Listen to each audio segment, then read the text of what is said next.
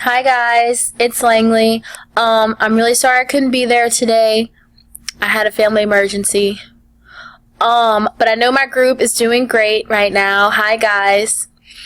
As you know, our group is doing a unit plan based on the September 11th terrorist attacks and how a country came together. So we're exploring the tragic events of September 11th.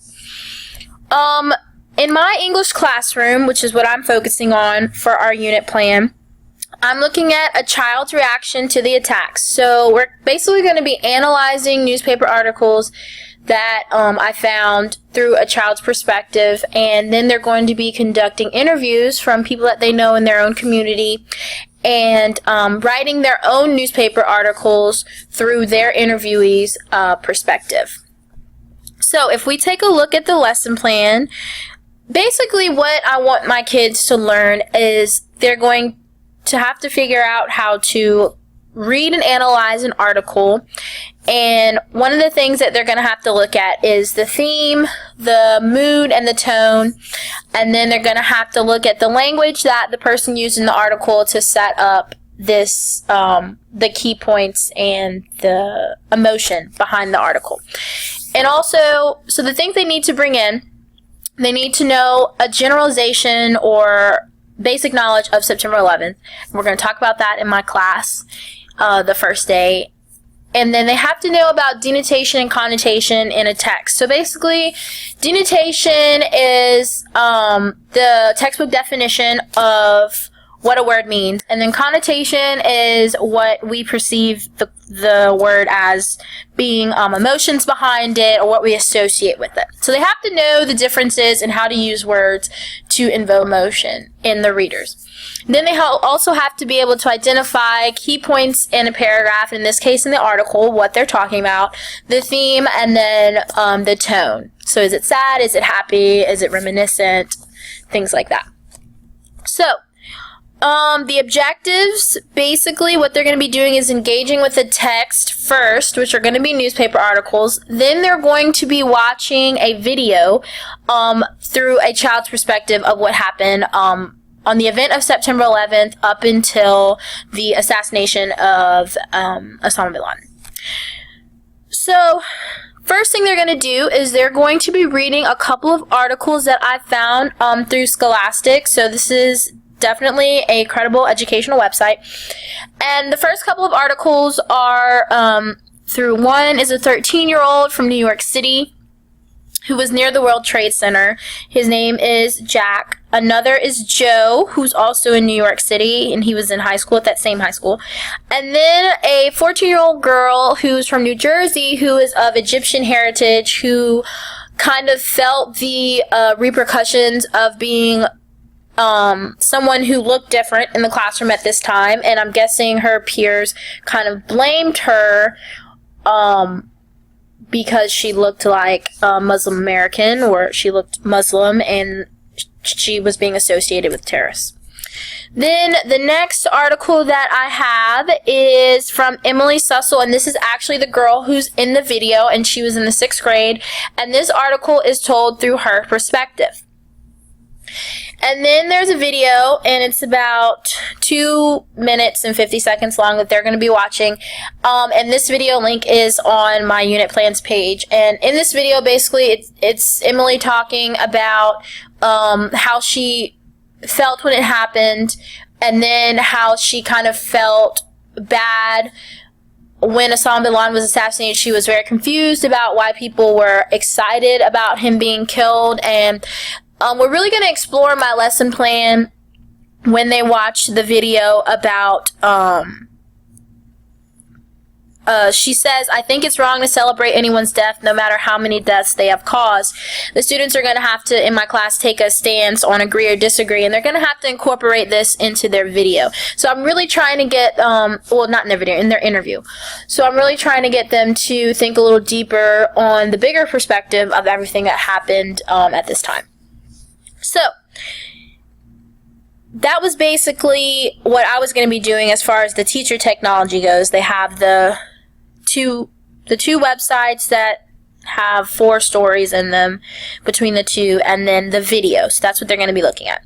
Then once we've discussed the key points in all of the articles and the tone, and we discussed the video, and they're going to talk about what it meant to them or what they know about September 11th.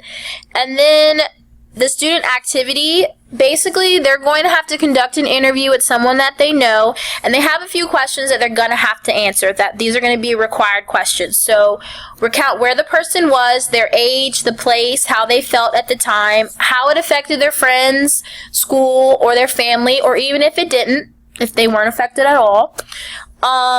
Because in the instance, maybe someone wasn't as affected as they were after they watched the news and they heard everything that was going on. How they felt, this is the interviewee, how they felt after they heard bin Laden was assassinated. And then they have to reference that video question about, I think it's wrong with celebrating one's death. No matter how many deaths they have caused, they have to explore that quote with the interviewee and how they feel about that. And then how this event still affects the interviewee today, if it does. After they conduct this interview, they then have to write a newspaper article just like the ones that they've read in class, through the perspective of whomever they interviewed. Now, I have put a link on this page of what I'm expecting from them. So here's the rubric. Basically, I went on Microsoft Publisher. That's how they're going to be creating the article. And it's going to be just simple one page. It's not going to be like a whole spread newspaper. It's just going to be one article through this person's perspective. And what the article is going to have, so basically on the article I put what I'm expecting of them. So at the top they have to have the location of the interviewee at what time at the time of the attack. Were they at school? Were they at home? Were they in the store? Were they in the car? Was it on the radio? Then they have to make up the title of the newspaper, or they could use the real newspaper location title where that interviewee was. So if they were in Baton Rouge, it would be the Advocate, or if they were in some other state or city, it might be that city's title. Then I want a picture of the person and their family, so obviously they'll probably have to take a picture on their phone or however they're recording, because they can use a tape recorder or they can use their cell phone. And I'm providing tape recorders if they need them. Then start with a significant quote from the interviewee. So I really want them to find a quote that stands out to them that the person said, and put that as the title.